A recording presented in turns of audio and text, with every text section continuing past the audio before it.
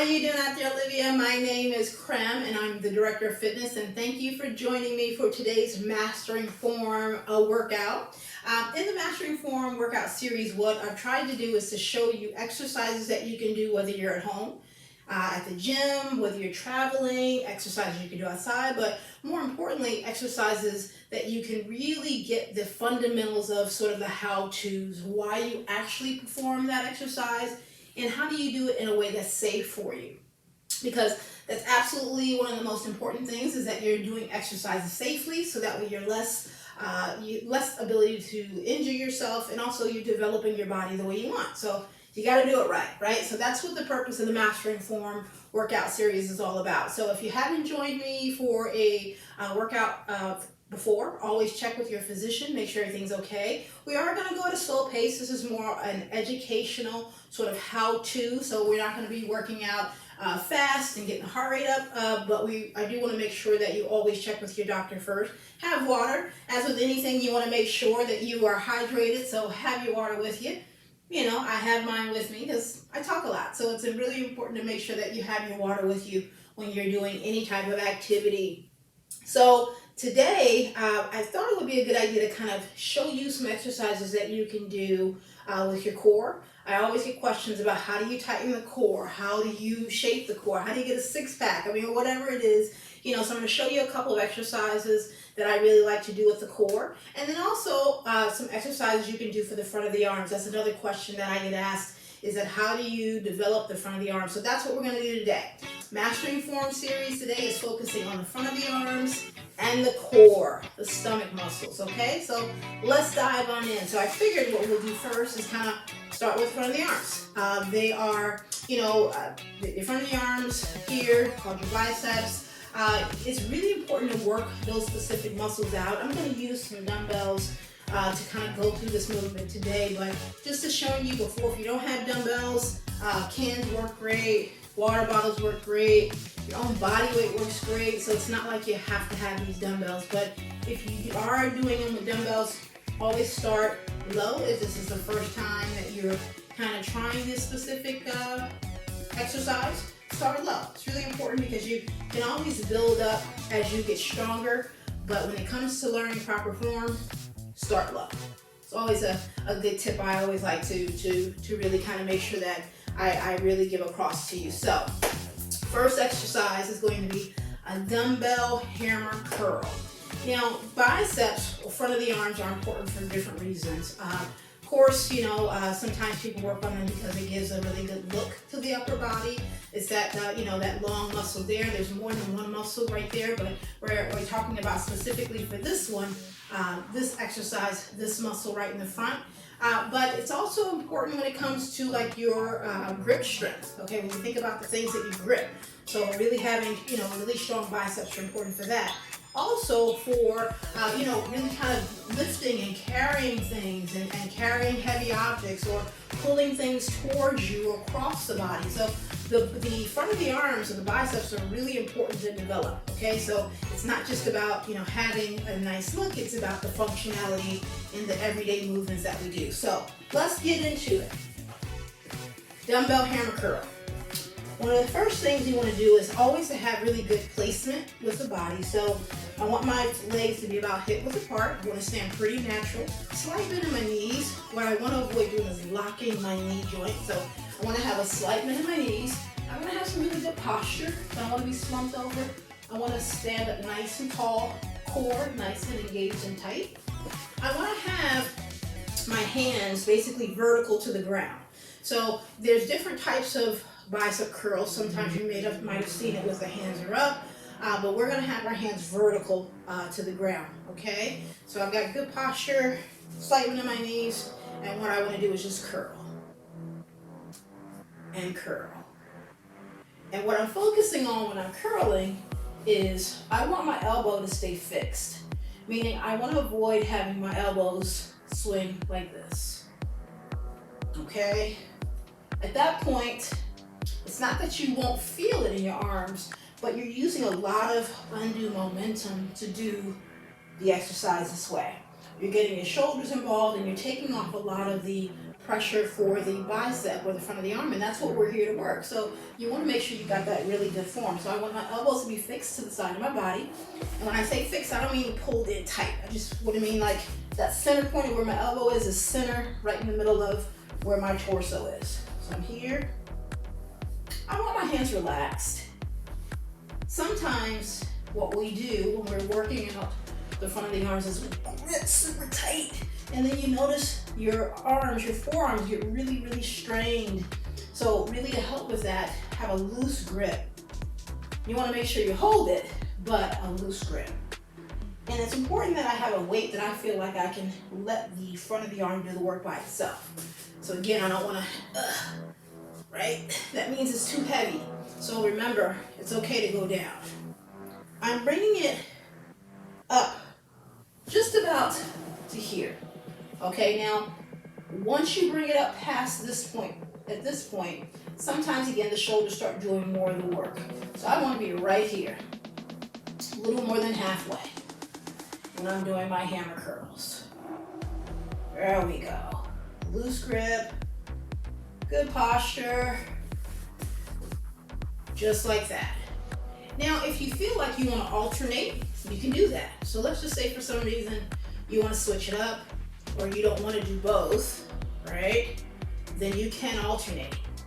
So like I said, the hammer curl is really, really good for this long part of the front of the arm. That long one really isolates. It's a really good exercise to isolate that muscle group. One of my favorites.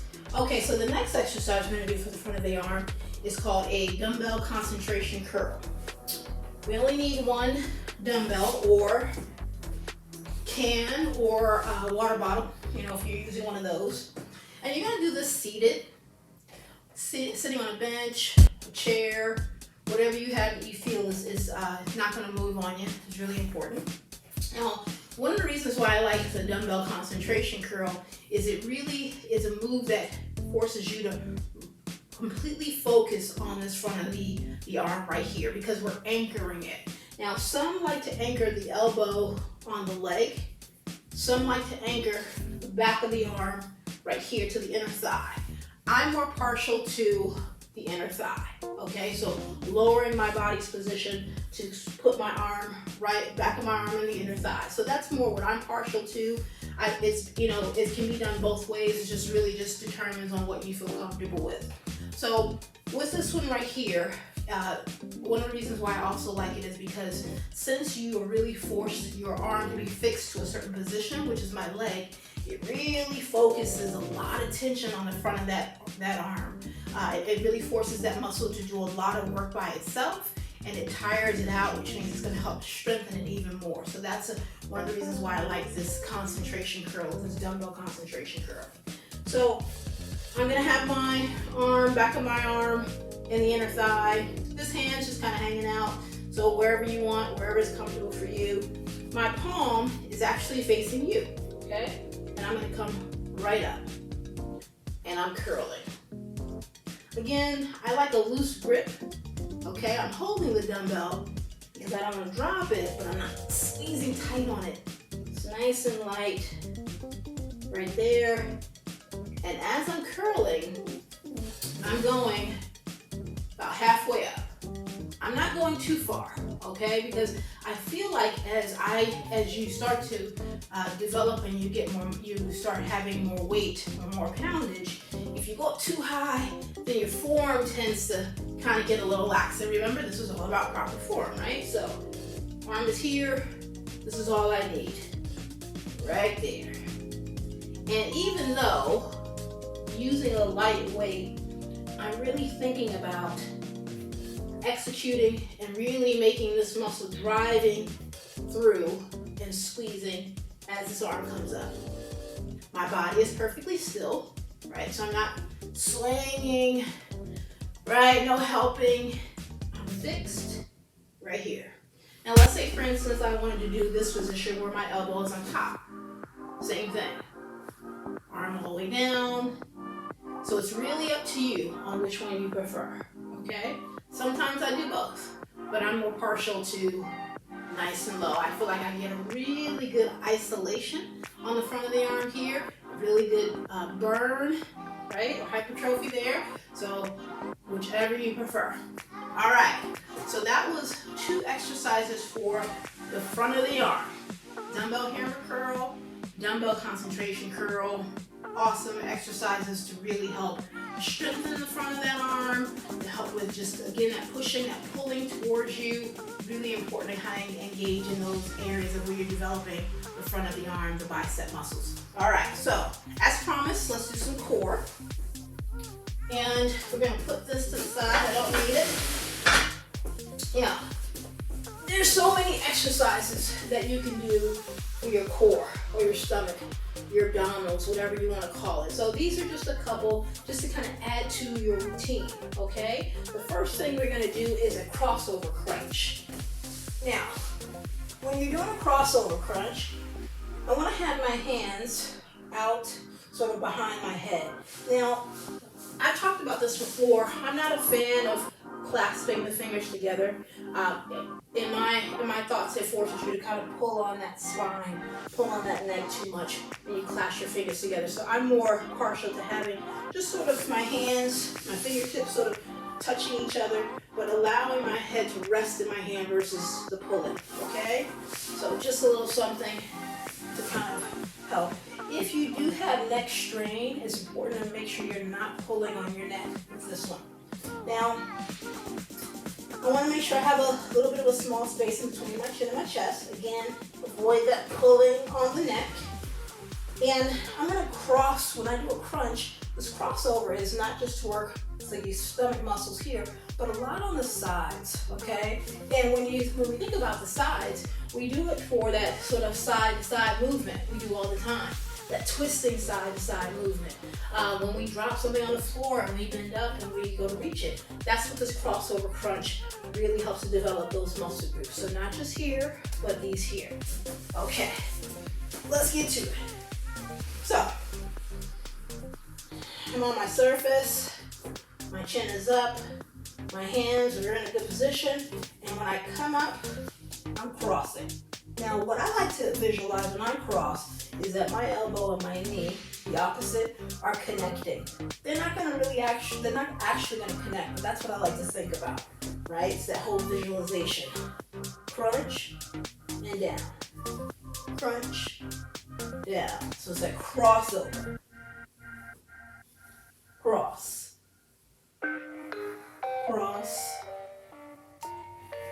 Cross. Notice, as I mentioned, where my head position is my chin, and also to where I'm not pulling on that neck.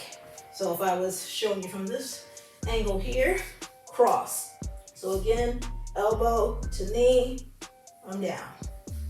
Cross, cross, cross. Now you can make this harder, right? So you can absolutely, let's just say, for instance, you say, hey, that's a little easy for me. I'm trying to advance past that. You can absolutely have one leg up. So let's say you need a little bit more of a target. You're here. And you can stick on that same side. It's still a crossover crunch. And then when I'm ready, I just alternate to the next side. Okay? What you want to avoid doing is this when we do the crossover. Sometimes this happens. Right? At that point, it's not so much that my stomach muscles are doing the work. There's a lot of extra momentum that's happening there. Okay? So it's really important that it's still a crunch and my elbow just comes up towards my knee just a little bit. Okay. Cross over crunch. Great exercise, again, for the twisting movements you do, picking things up. Great way to strengthen your stomach muscles, your core muscles. All right, so the next one I like to kind of go with you is called a weighted feet up crunch. So with this one, we're gonna have something in our hands. I'm gonna use the dumbbells for this, but again, water bottles work fine, cans work fine. This is a really good exercise to kind of add a little bit more intensity to the movement of a crunch. It can get your heart rate up a little bit too, because you are going to be holding something with you, so that can make things a little bit harder. But again, it's all about that core strength. You'll work the the full area of the abdominal muscles. Your lower back will get some action. Your arms is going to get some action. Your legs too. So it really does, it's more of a strength move, and it's definitely a little bit more of an intensified move when it comes to the crunch. So my feet are up, crossed or not, up to you. I'm going to have mine just right where they are at about a 90-degree angle. Okay, so there's that 90-degree angle here. My head is on the ground first. My arms are up above my chest. I don't like to have my arms near my head. I would recommend, if this is you're not used to having something in your hand above you, make sure that you do it with something light and have it more in line where your chest is, not over your head, okay? And I'm just going to crunch up. Now when I'm doing this weighted crunch, I still want to think about keeping my chin up, or that small space between my chin and my chest. Again, so I'm not doing that. I want to avoid tension in my neck. So up, and up. And remember, crunch is just lifting the shoulders a few inches off the floor. It's not a sit-up. Now, there is an exercise for that. But for this one here, it's just a crunch, okay? So here we go. Back to it. And up. And up. Now, with this specific exercise, if you have neck strain, this one is a little bit tough to do because you're not supporting your neck at all. So if you feel like, yeah, my neck tends to bother me, this is one I would definitely not do. I would do a different type of exercise where your hands are always behind you. Let's say you love the idea though, right? And you said, well, I like the idea of having some added tension, a way to intensify, but I need to support my head. Have one arm. So that way you give your head, your neck, a little bit of a reprieve. And then when you're ready, you just switch. Okay? Up and down. All right, perfect. Yeah, even with just those few, feel some tightness, feel some burning in the stomach muscles. A crunch is a really great short move, range of motion, that really targets the stomach muscles very well. So it's not like you have to do sit-ups. There's nothing wrong with sit-ups. Some people love them, some people don't. But it really is, if you're like, okay, I need something that's a little bit of less strain on my back, crunches are a great way to do it. So those are some variations for you. All right. Showed you 4 different exercises you can do to add to your routine. Plug them and play wherever you see fit. I hope these were helpful for you. If you have any questions about any of the exercises I did today, always email me at fitness@livia.com. It's so good to always hear from you. Or maybe there's an exercise you're like, I see it, I see people doing it at the gym, or I've seen the tutorials, I'm not quite sure, I don't really get it. Email me, I can definitely help you with it, okay? So fitness@livia.com. It was wonderful working with you today. And remember, mastering form is about taking your time, really being okay with where you're beginning, and being safe, okay? See you next time.